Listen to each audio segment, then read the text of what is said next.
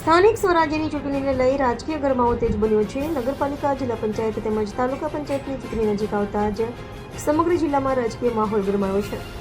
વિવિધ રાજકીય પક્ષો દ્વારા પ્રચાર અભિયાન તેજ બનાવવામાં આવ્યું છે અને ગામડા સ્તરે જાહેર સભાઓ, સંપર્ક અભિયાન તેમજ બેઠકો યોજી મતદારો સુધી પહોંચવાનો પ્રયાસ કરવામાં આવી રહ્યો છે. આજરોજ હિંમતનગર તાલુકાના ઇલોલ ગામમાં રાજકીય ચહલપહલ ખાસ જોવા મળી રહી હતી, જ્યાં ભાજપ અને કોંગ્રેસ બંને પક્ષોએ જુદા જુદા વિસ્તારોમાં જાહેર સભાઓ યોજી પોતાની શક્તિ પ્રદર્શિત કરી હતી. ઇલોલ તળાવ વિસ્તારમાં ભારતીય જનતા પાર્ટી દ્વારા ભવ્ય જાહેર સભાનું આયોજન કરવામાં આવ્યું હતું. આ સભામાં ધારાસભ્ય વિલી ઝાલા, રાજુભાઈ પંચાલ તેમજ તાલુકા પંચાયત અને જિલ્લા પંચાયતના ઉમેદવારો હાજર હતા. સભા દરમિયાન પક્ષના આગેવાનો દ્વારા સરકારની વિકાસલક્ષી યોજનાઓ અંગે માહિતી આપવામાં આવી હતી અને મતદારોને પક્ષના ઉમેદવારોને બહુમતીથી જીતાડવા અપીલ કરવામાં આવી હતી.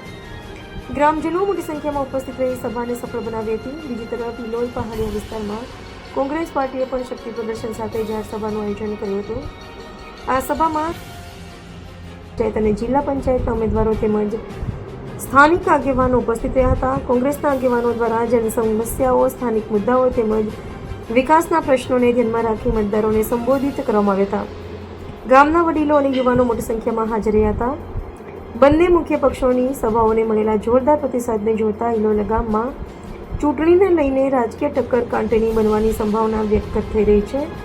આગામી દિવસોમાં પ્રચાર વધુ તેજ બનશે અને અન્ય પક્ષો પણ મેદાનમાં સક્રિય બનશે તેવી શક્યતા છે.